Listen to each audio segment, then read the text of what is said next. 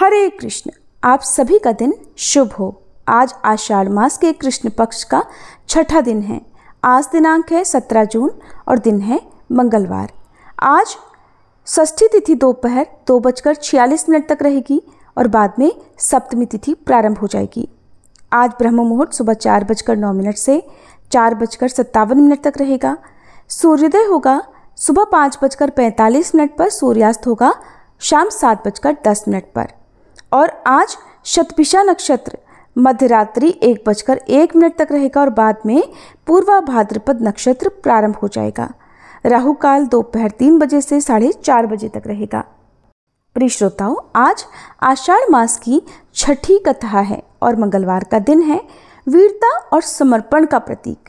ये दिन है बजरंग बली हनुमान जी को समर्पित, जो केवल शक्ति ही नहीं अडिग भक्ति के भी प्रतीक हैं। आज हम सभी प्रार्थना करते हैं, हे अंजनी नंदन, हमें आपकी तरह सेवा भावना दीजिए, ऐसा साहस दीजिए जो किसी भी कठिनाई से घबराए नहीं, और ऐसी निष्ठा दीजिए जो कभी डगमगाए नहीं। आज की कथा हमें आपके गुणों का स्मरण कराए, यही हमारी भावना है। अब सुनिए आज की कथाएं। श्री ब्रह्मा जी कहते हैं, नारद, अब क्षुधा तीर्थ का वर्णन करता हूँ, एकाग्रचित्त होकर सुनो। यह परम पुण्यमय तीर्थ मनुष्यों की समस्त कामनाओं को पूर्ण करने वाला है। पूर्व काल में कण्व नाम से एक सिद्ध महर्षि हुए। वे वेद वेत्ताओं में श्रेष्ठ और तपस्वी थे। महर्षि कण्व भूख से पीड़ित होकर अनेकों आश्रमों में घूमा करते थे। एक दिन वे गौतम के पवित्र आश्रम में आए। वह आश्रम अन्न और जल से संपन्न था। अपने को क्षुधा से पीड़ित अर्थात भूख से पीड़ित और गौतम को वैभवशाली देखकर कण्व का मन विरक्ति से भर गया। वे सोचने लगे, गौतम भी एक श्रेष्ठ ब्राह्मण है और मैं भी उन्हीं की भांति तपोनिष्ठ हूँ।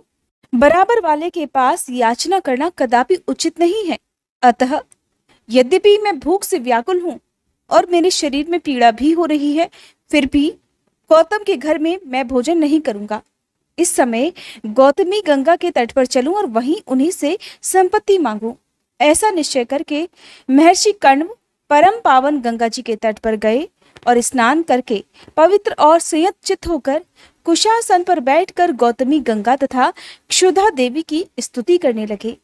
कण्व बोले, भारी पीड़ाओं को हरने वाली भगवती गंगा, तुम्हें नमस्कार है, तथा सभी लोगों को पीड़ा देने वाली क्षुधा देवी, तुमको भी नमस्कार है।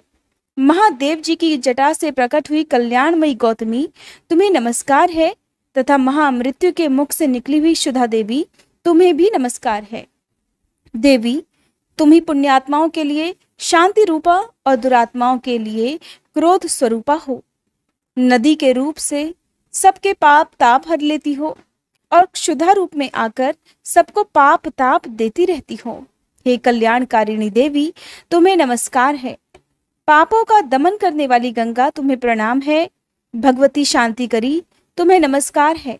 दरिद्रता का विनाश करने वाली देवी, तुम्हें प्रणाम है। कण्व के इस प्रकार स्तुति करने पर उनके सामने दो रूप प्रकट हुए। एक तो गंगा का मनोहर स्वरूप और दूसरी क्षुधा की भयानक मूर्ति। द्विजश्रेष्ठ कण्व ने पुनः हाथ जोड़कर नमस्कार करते हुए कहा, देवी गोदावरी, तुम संपूर्ण मंगलों के लिए भी मंगलमयी हो। हे शुभे, ब्राह्मी, माहेश्वरी, वैष्णवी और त्र्यंबका, ये सब तुम्हारे ही नाम हैं। तुम्हें नमस्कार है। भगवान त्र्यंबक की जटा से प्रकट होकर महर्षि गौतम का पाप नष्ट करने वाली गोदावरी, तुम 7 धाराओं में विभक्त होकर समुद्र में मिलती हो। तुम्हें नमस्कार है। क्षुधा देवी, तुम समस्त पापियों के लिए पापमयी, दुखमयी और लोभमयी हो। धर्म, अर्थ और काम का नाश करने वाली भी तुम ही हो। तुम्हें बारंबार नमस्कार है। कण्व का ये वचन और स्तुति सुनकर गंगा और क्षुधा दोनों ही बहुत प्रसन्न हुई और बोली, सुव्रत, तुम मनोवांछित वर मांगो। तब कण्व ने गंगा जी को प्रणाम करके कहा, देवी, मुझे मन के अनुकूल भोग, वैभव, आयु, धन और मोक्ष प्रदान कीजिए। गंगा जी से ऐसा कहकर द्विज श्रेष्ठ कण्व ने क्षुधा देवी से कहा, क्षुधे, तुम तृष्णा और दरिद्रता रूपिणी अत्यंत पापमयी तथा रुक्ष स्वभाव वाली हो। मेरे अथवा मेरे वंशजों के यहाँ तुम कभी मत रहना। जो क्षुधातुर मनुष्य इस स्तोत्र से तुम्हारी स्तुति करें, उनके दारिद्र्य और दुख का नाश हो जाए। जो लोग इस परम पुण्यमय तीर्थ में भक्ति पूर्वक स्नान, दान और जप आदि करें, वे धन संपत्ति के भागी हो जाएं। जो तीर्थ अथवा अपने घर में इस स्तोत्र का पाठ करे, उसे दरिद्रता और दुख से कभी भय न हो। एवं अस्तु कहकर गंगा और सुधा दोनों अपने अपने स्थान को चली गईं। तब से उस तीर्थ के 3 नाम हो गए, काण्व तीर्थ, गंगा तीर्थ और सुधा तीर्थ। नारद, वह तीर्थ सभी पापों को दूर करने वाला और पितरों की प्रसन्नता को बढ़ाने वाला है। गोदावरी में अहिल्या संगम नामक एक तीर्थ है जो तीनों लोगों को पवित्र करने वाला है। मुनि श्रेष्ठ, उस तीर्थ की उत्पत्ति का भी वृतांत सुनो। पूर्व काल की बात है, मैंने अत्यंत कौतूहलवश कुछ सुंदरी कन्याओं की सृष्टि की। उनमें से एक कन्या सबसे श्रेष्ठ और उत्तम लक्षणों से युक्त थी। उसके सब अंग बड़े मनोहर तथा रूप और गुणों से संपन्न थे। उस समय मेरे मन में यह विचार हुआ कि कौन पुरुष इस कन्या का पालन पोषण करने में समर्थ है। सोचने पर महर्षि गौतम ही मुझे समस्त गुणों में श्रेष्ठ, तपस्वी, बुद्धिमान, समस्त शुभ लक्षणों से सुशोभित और वेद वेदांगों के ज्ञाता प्रतीत हुए। अतः उन्हीं को मैंने वह कन्या दे दी और कहा, मुनि श्रेष्ठ, जब तक ये युवती ना हो जाए तब तक तुम ही इसका पालन पोषण करना। युवावस्था होने पर पुनः इस साध्वी कन्या को मेरे पास ले आना। ऐसा कहकर मैंने गौतम को वह कन्या समर्पित कर दी। गौतम अपने तपोबल से निष्पाप हो चुके थे। उन्होंने विधि पूर्वक उस कन्या का पालन पोषण किया और युवती होने पर उसे वस्त्राभूषणों से सुसज्जित करके मेरे पास ले आए। उस समय उनके मन में कोई विकार नहीं था। अहिल्या को देखकर इंद्र, अग्नि और वरुण आदि सभी देवता बारी बारी से मेरे पास आए और कहने लगे, सुरेश्वर, ये कन्या मुझे दे दो। इंद्र का तो उसके लिए विशेष आग्रह था। महर्षि गौतम की महत्ता, गंभीरता और धीरता का विचार करके मुझे बड़ा विस्मय हुआ। मैंने सोचा, ये सुमुखी कन्या गौतम को ही देने योग्य है और किसी को नहीं, अतः मैं उन्हीं को दूंगा। ऐसा निश्चय करके मैंने देवताओं और ऋषियों से कहा, ये सुंदरी कन्या उसी को दी जाएगी जो सारी पृथ्वी की परिक्रमा करके सबसे पहले यहाँ उपस्थित हो जाए, दूसरी किसी को नहीं मिलेगी। मेरी बात सुनकर नारद सभी देवता अहिल्या की प्राप्ति के लिए पृथ्वी की परिक्रमा करने चले गए। इसी बीच में कामधेनु सुरभि बच्चा देने लगी। अभी बच्चे का आधा शरीर ही बाहर निकला था। उसी अवस्था में गौतम ने उसे देखा और उसी को पृथ्वी भाव से देखते हुए उसकी परिक्रमा कर डाली। साथ ही उन्होंने शिवलिंग की भी परिक्रमा की। इसके बाद सोचा, संपूर्ण देवताओं ने अभी पृथ्वी की एक परिक्रमा भी पूरी नहीं की और मेरे द्वारा 2 परिक्रमाएं पूरी हो गई। ऐसा निश्चय करके वे मेरे पास आए और मुझे प्रणाम करके बोले, कमलासन, विश्वात्मन, आपको बारंबार नमस्कार है। हे ब्राह्मण, मैंने सारी वसुधा की प्रदक्षिणा कर ली।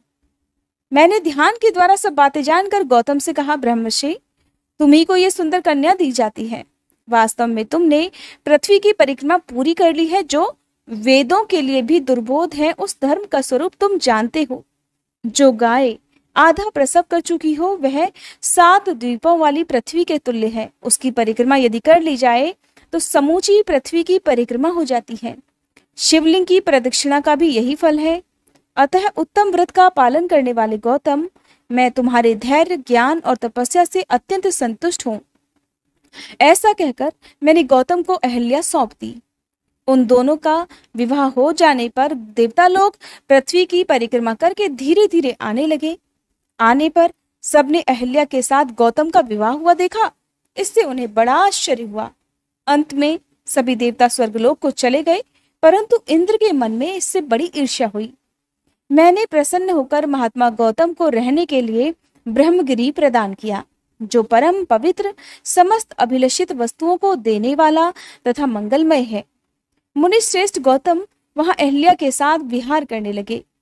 इंद्र ने स्वर्ग में भी गौतम की पवित्र कथा सुनी। अतः मुनि को, उनके आश्रम को और उनकी सुंदर पत्नी को देखने के लिए वे ब्राह्मण का वेश धारण करके आए।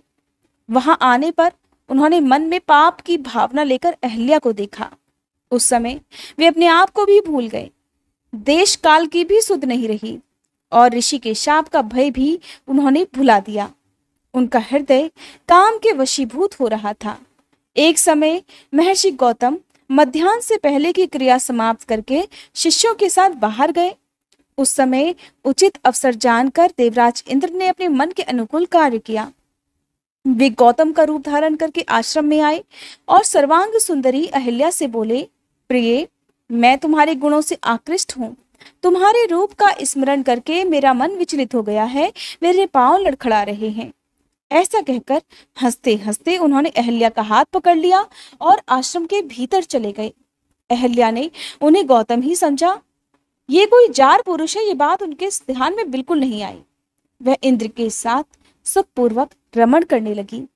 इतने में ही महर्षि गौतम पुनः अपने शिष्यों के साथ वापस लौट आए। प्रतिदिन का ऐसा नियम था कि जब वे बाहर से आश्रम में आते तब प्रियवादिनी अहिल्या आगे बढ़कर उनका स्वागत करती, प्रिय लगने वाली बातें कहती और अपने सद्गुणों से उन्हें संतुष्ट करती थी। उस दिन द्वार पर अहिल्या को न देखकर परम बुद्धिमान गौतम को ऐसा मान पड़ा मानो कोई बड़ी अद्भुत बात हो गई हो। मुनिश्रेष्ठ गौतम द्वार पर खड़े हैं, सभी लोग उनकी ओर देख रहे हैं। अग्निहोत्र और शाला के रक्षक तथा घर में कामकाज करने वाले अनुचर उन्हें देखकर बड़े विस्मय में पड़े और भयभीत होकर कहने लगे, भगवान, ये कैसी विचित्र बात है कि आप भीतर और बाहर दोनों जगह देखे जाते हैं। ओहो, आपकी तपस्या का ही ये प्रभाव है कि आप अनेक रूप धारण करके विचरते हैं। ये बात सुनते ही गौतम के मन में बड़ा आश्चर्य हुआ। वे सोचने लगे कि आश्रम के भीतर कौन गया हुआ है।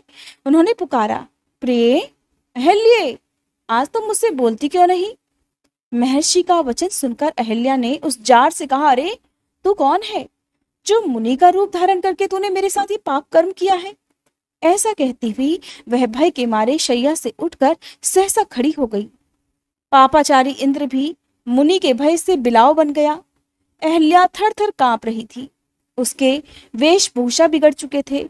अपनी प्यारी पत्नी को कलंकित हुए देख महर्षि ने क्रोध में आकर कहा, तुमने ये दुस्साहस कैसे किया? उनके इस प्रकार पूछने पर देवी अहिल्या ने लज्जावश कोई उत्तर नहीं दिया। तब मुनि उस जार की खोज करने लगे। इतने में उस बुलाव पर उनकी दृष्टि पड़ी। अरे ठीक ठीक बता, तू कौन है? यदि झूठ बोलेगा मैं तुझे अभी भस्म कर दूंगा।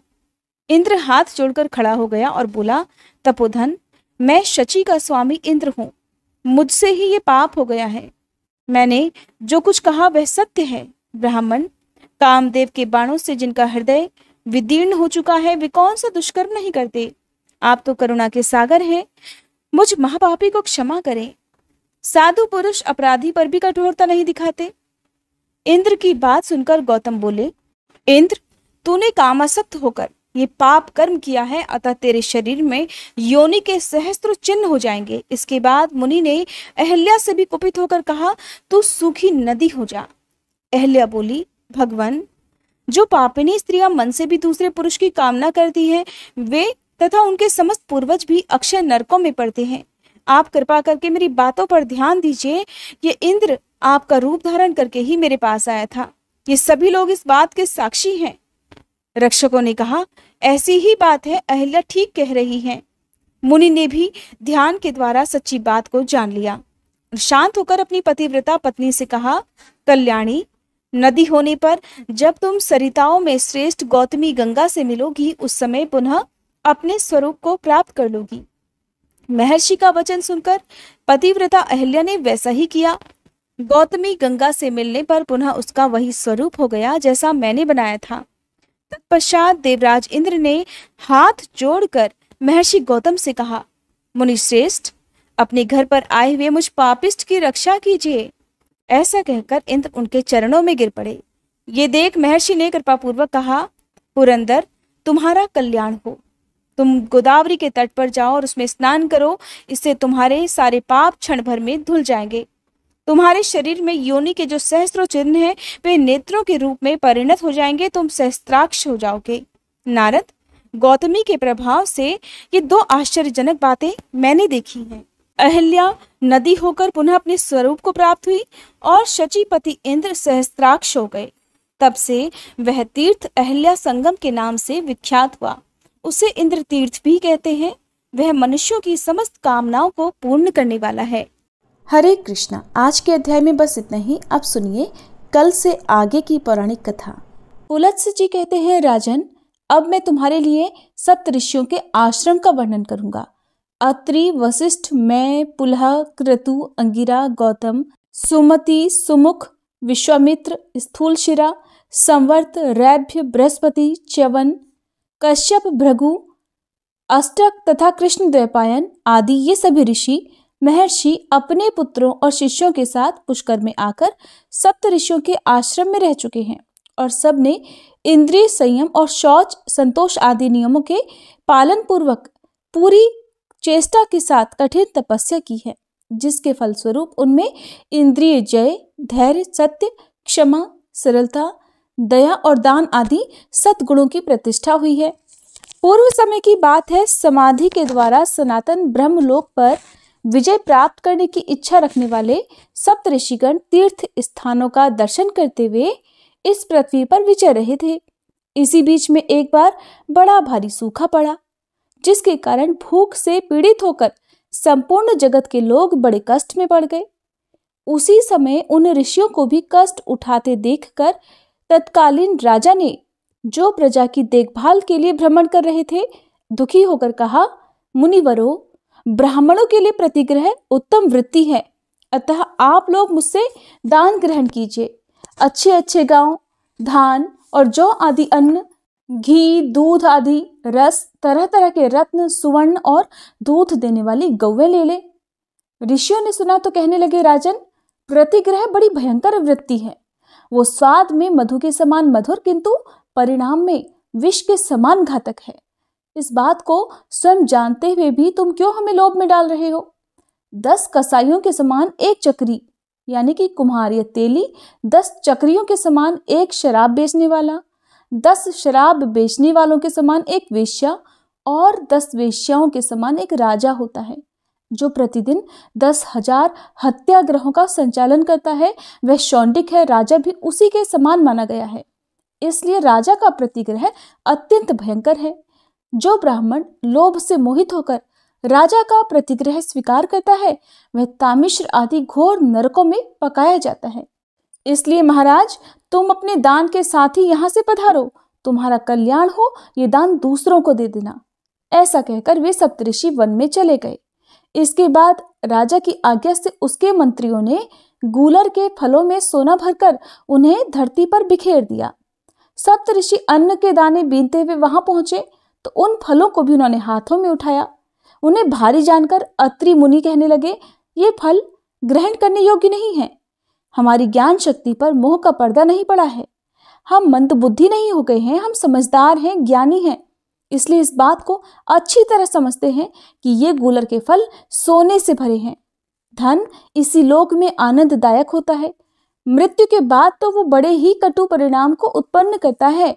इसलिए जो सुख और अनंत पद की इच्छा रखता हो, उसे तो इसे कदापि नहीं लेना चाहिए। वशिष्ठ जी कहने लगे, इस लोक में धन संचय की अपेक्षा तपस्या का संचय ही श्रेष्ठ है। जो सब प्रकार के लौकिक संग्रहों का परित्याग कर देता है, उसके सारे उपद्रव शांत हो जाते हैं। संग्रह करने वाला कोई भी मनुष्य ऐसा नहीं है जो सुखी रह सके। ब्राह्मण जैसे प्रतिग्रह का त्याग करता है, वैसे ही संतोष के कारण उसके ब्रह्म तेज की वृद्धि होती है। कश्यप जी बोले, धन संपत्ति मोह में डालने वाली होती है, मोह नरक में गिराता है। इसलिए कल्याण चाहने वाले पुरुष को अनर्थ के साधन अर्थ का अर्थात धन का दूर से ही परित्याग कर देना चाहिए। जिसको धर्म के लिए धन संग्रह की इच्छा होती है, उसके लिए उस इच्छा का त्याग ही श्रेष्ठ है, क्योंकि कीचड़ को लगाकर धोने की अपेक्षा उसका स्पर्श न करना ही उत्तम है। भरद्वाज जी ने कहा, जब मनुष्य का शरीर जीर्ण होता है, बुढ़ापा आ जाता है, तब उसके दांत और बाल भी पक जाते हैं, किंतु धन और जीवन की आशा बूढ़े होने पर भी जीर्ण नहीं होती, वो सदा नई ही बनी रहती है। जैसे दर्जी सुई से वस्त्र में सूत का प्रवेश करा देता है, ठीक उसी प्रकार तृष्णा रूपी सुई से संसार रूपी सूत्र का विस्तार होता है। तृष्णा का तो कहीं कोई और छोर ही नहीं है, उसका पेट भरना कठिन होता है। वो सैकड़ों दोषों को ढोए फिरती है और उसके द्वारा बहुत से अधर्म होते हैं। इसलिए तृष्णा का परित्याग ही उचित है। ऋषि गौतम बोले, इंद्रियों के लोभग्रस्त होने से सभी मनुष्य संकट में पड़ जाते हैं। जिसके मन में संतोष है उसके लिए चारों ओर धन संपत्ति भरी हुई है। जिसके पैर जूते में हैं उसके लिए सारी पृथ्वी मानो चमड़ों से बड़ी हुई है। संतोष रूपी अमृत से तृप्त और शांत चित्त वाले पुरुषों को जो सुख प्राप्त है वो धन के लोभ से इधर उधर दौड़ने वाले लोगों को कहां से प्राप्त हो सकता है। असंतोष ही सबसे बढ़कर दुख है और संतोष ही सबसे बड़ा सुख है। इसलिए सुख चाहने वाले पुरुष को सदा संतुष्ट रहना चाहिए। ऋषि विश्वामित्र बोले कि किसी कामना की पूर्ति चाहने वाले मनुष्य की अगर एक कामना, एक इच्छा पूर्ण होती है तो तुरंत दूसरी नई उत्पन्न होकर उसे पुनः बाण के समान बींधने लगती है। उसके मन में किसी दूसरी कामना की पूर्ति की इच्छा हो जाती है। भोगों की इच्छा उपभोग के द्वारा कभी शांत नहीं होती। जमदग्नि ऋषि बोले, जो प्रतिग्रह लेने की शक्ति रखते हुए भी उसे ग्रहण नहीं करता वह दानी पुरुषों को मिलने वाले सनातन लोकों को प्राप्त होता है। जो ब्राह्मण राजा से धन लेता है वह महर्षियों द्वारा शोक करने के योग्य है। उस मूर्ख को नरक यातना का भय नहीं दिखाई देता। प्रतिग्रह लेने में समर्थ होकर भी उसमें प्रवृत्त नहीं होना चाहिए, क्योंकि प्रतिग्रह से ब्राह्मणों का ब्रह्म तेज नष्ट हो जाता है। माता अरुंधति ने कहा, तृष्णा का आदि अंत नहीं है, वो सदा शरीर के भीतर व्याप्त रहती है। दुष्ट बुद्धि वाले पुरुषों के लिए जिसका त्याग करना कठिन है, जो शरीर के जीर्ण होने पर भी जीर्ण नहीं होती और जो प्राणांतकारी रोग के समान है, उस तृष्णा का त्याग करने वाले को ही सुख मिलता है। पशुसख बोले, धर्मपरायण विद्वान पुरुष जैसा आचरण करते हैं, आत्म कल्याण की इच्छा रखने वाले विद्वान पुरुष को वैसा ही आचरण करना चाहिए। ऐसा कहकर दृढ़ता पूर्वक नियमों का पालन करने वाले वे सभी महर्षि उन सुवर्ण युक्त फलों को छोड़कर कहीं और चले गए। घूमते घामते वे मध्य पुष्कर में गए, जहां अचानक आए हुए शुनहसख नामक परिव्राजक से उनकी भेंट हुई। उसके साथ वे किसी वन में गए। वहां उन्हें एक बहुत बड़ा सरोवर दिखाई दिया जिसका जल कमलों से ढका हुआ था। वे सब के सब उस सरोवर के किनारे बैठ गए और कल्याण का चिंतन करने लगे। उस समय शुनहसख ने भूख से पीड़ित उन समस्त मुनियों से इस प्रकार कहा कि महर्षियों, आप सब लोग बताइए कि भूख की पीड़ा कैसे होती है। ऋषियों ने कहा, शक्ति, खड्ग, गदा, चक्र, तोमर और बाणों से पीड़ित किए जाने पर मनुष्यों को जो दर्द, जो पीड़ा होती है, वो भी भूख की पीड़ा के सामने मात हो जाती है। दमा, खांसी, क्षय, ज्वर और मिर्गी आदि रोगों से कष्ट पाते हुए मनुष्य को भी भूख की पीड़ा उन सब की अपेक्षा अधिक लगती है। जिस प्रकार सूर्य की किरणों से पृथ्वी का सारा जल खींच लिया जाता है, उसी प्रकार पेट की आग से शरीर की समस्त नाड़ियां सूख जाती हैं। भूख से पीड़ित मनुष्य को आंखों से कुछ सूझ नहीं पड़ता, उसका सारा अंग जलता और सूखता जाता है। भूख की आग लगने पर मनुष्य गूंगा, बहरा, जड़, पंगु, भयंकर और मर्यादाहीन हो जाता है। लोग भूख से पीड़ित होने पर माता, पिता, स्त्री, पुत्र, कन्या, भाई और अपने परिजनों का भी परित्याग कर देते हैं। भूख से व्याकुल मनुष्य न पितरों की भलीभांति पूजा कर सकता है, न देवताओं की, न गुरुजनों का सत्कार कर सकता है, न ऋषियों और अभ्यागतों का। इस प्रकार अन्न न मिलने पर देहधारी प्राणियों में ये सभी दोष आ जाते हैं। इसलिए संसार में अन्न से बढ़कर न कोई पदार्थ हुआ है, न होगा। अन्न ही संसार का मूल है। सब कुछ अन्न के ही आधार पर टिका हुआ है। पितर, देवता, दैत्य, यक्ष, राक्षस, किन्नर, मनुष्य और पिशाच सभी अन्नमय माने गए हैं। इसलिए अन्नदान करने वाले को अक्षय तृप्ति और सनातन स्थिति प्राप्त होती है। तप, सत्य, जप, होम, ध्यान, योग, उत्तम गति, स्वर्ग और सुख की प्राप्ति, ये सब कुछ अन्न से ही सुलभ होते हैं। चंदन, अगर, धूप और शीतकाल में ईंधन का दान अन्नदान के 16वें हिस्से के बराबर भी नहीं हो सकता। अन्न ही प्राण, बल और तेज है। अन्न ही पराक्रम है। अन्न से ही तेज की उत्पत्ति और वृद्धि होती है। जो मनुष्य श्रद्धा पूर्वक भूखे को अन्न देता है वह ब्रह्म स्वरूप होकर ब्रह्मा जी के साथ आनंद मनाता है। जो एकाग्र चित्त होकर अमावस्या को श्राद्ध में अन्नदान का महात्म्य मात्र सुनाता है उसके पितर आजीवन संतुष्ट रहते हैं। इंद्रिय संयम और मनोनिग्रह से युक्त ब्राह्मण सुखी और धर्म के भागी होते हैं। पुलत्स्य जी कहते हैं, इस प्रकार ऋषियों ने शुनशख के सामने धर्म के सार तत्व का प्रतिपादन करके उसके साथ वहां से किसी दूसरे वन में प्रवेश किया। वहां भी उन्हें एक बहुत बड़ा विस्तृत जलाशय दिखाई दिया जो पद्म और उत्पलों से घिरा हुआ था। उस सरोवर में उतरकर उन्होंने मृणाल उखाड़े और उन्हें ढेर के ढेर किनारे पर रखकर जल से संपन्न होने वाली पुण्य क्रिया संध्या तर्पण आदि करने लगे। इसके बाद जब वे जल से बाहर निकले तो उन मृणालों को वहां पर ना देखकर आपस में इस प्रकार कहने लगे। ऋषि बोले, हम सब लोग भूख से कष्ट पा रहे हैं, ऐसी दशा में किस पापी और क्रूर ने मृणालों को चुरा लिया। मृणाल कमल फूल के डंठलों को कहते हैं, ये खाने के काम में भी आते हैं। जब इस तरह कुछ पता नहीं लगा तब सबसे पहले कश्यप जी बोले कि जिसने मृणाल की चोरी की हो उसे सर्वत्र सब कुछ चुराने का, थाती रखी हुई वस्तु पर जी ललचाने का और झूठी गवाही देने का पाप लगे। वो दंभ पूर्वक धर्म का आचरण और राजा का सेवन करने, मद्य और मांस का सेवन करने, सदा झूठ बोलने, सूद से जीविका चलाने और रुपया लेकर अपनी लड़की बेचने के पाप का भागी हो। वशिष्ठ जी ने कहा, जिसने उन मृणालों को चुराया हो उसे ऋतुकाल के बिना ही मैथुन करने, दिन में सोने, एक दूसरे के यहाँ जाकर अतिथि बनने, जिस गांव में एक ही कुआं हो वहां निवास करने, ब्राह्मण होकर शूद्र जाति की स्त्री से संबंध रखने का पाप लगे। और ऐसे लोगों को जिन लोकों में जाना पड़ता है वो भी वहीं जाए। भरद्वाज जी शाप देते हुए बोले कि जिसने मृणाल चुराए हो वो सबके प्रति क्रूर, धन के अभिमानी, सबसे ईर्ष्या रखने वाले, चुगलखोर और रस बेचने वाले की गति प्राप्त करे। गौतम मुनि ने कहा, जिसने मृणालों की चोरी की हो वो सदा शूद्र का अन्न खाने वाले, परस्त्रीगामी और घर में दूसरों को न देकर अकेले मिष्ठान्न भोजन करने वाले के समान पाप का भागी हो। विश्वामित्र मुनि बोले, जो मृणाल चुरा ले गया हो वो सदा काम परायण, दिन में मैथुन करने वाले, नित्य पातकी, पराई निंदा करने वाले और परस्त्रीगामी की गति प्राप्त करे।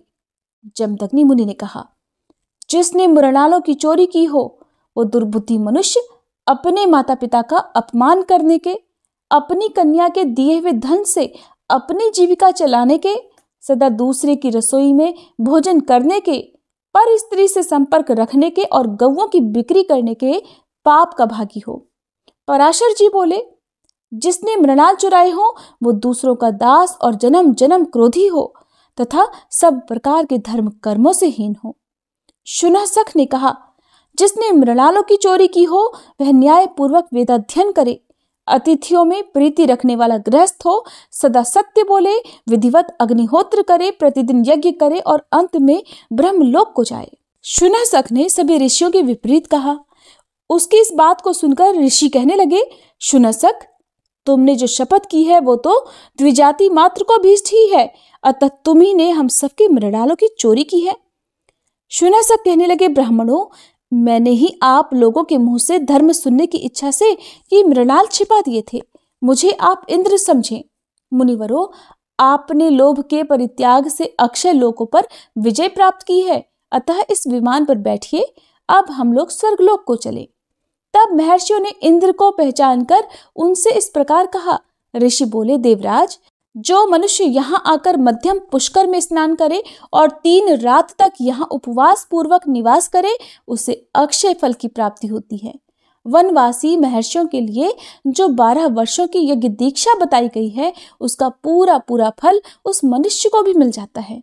उसकी कभी दुर्गति नहीं होती, वो सदा अपने कुल वालों के साथ आनंद का अनुभव करता है और ब्रह्मलोक में जाकर ब्रह्मा जी के 1 दिन तक अर्थात कल्प भर वहां निवास करता है। भीष्म जी ने कहा, हे ब्राह्मण, अब मैं तीर्थों का अद्भुत महात्म्य सुनना चाहता हूँ, जिसे सुनकर मनुष्य संसार बंधन से मुक्त हो जाता है। आप विस्तार पूर्वक उसका वर्णन कीजिए। पुलत्स्य जी बोले, राजन, ऐसे अनेकों पावन तीर्थ हैं जिनका नाम लेने से भी बड़े बड़े पातकों का नाश हो जाता है। तीर्थों का दर्शन करना, उनमें स्नान करना, वहां जाकर बार बार डुबकी लगाना और समस्त तीर्थों का स्मरण करना, ये मनोवांछित फल को देने वाले हैं। भीष्म, पर्वत, नदियां, क्षेत्र, आश्रम और मानस आदि सरोवर सभी तीर्थ कहे गए हैं, जिनमें तीर्थ यात्रा के उद्देश्य से जाने वाले पुरुष को पग पग पर अश्वमेध आदि यज्ञों का फल होता है, इसमें बिल्कुल भी संदेह नहीं है। भीष्म जी ने पूछा, हे द्विजश्रेष्ठ, मैं आपसे भगवान श्री विष्णु का चरित्र सुनना चाहता हूँ। सर्वसमर्थ और सर्वव्यापक श्री विष्णु ने यज्ञ पर्वत पर जाकर वहां अपने चरण रखकर किस दानव का दमन किया था? महामुने, ये सारी बातें मुझे बताइए। तब पुलत्स्य जी ने भीष्म जी को जो वृतांत सुनाया था उसका वर्णन आप सभी अगले अध्याय में सुनिए।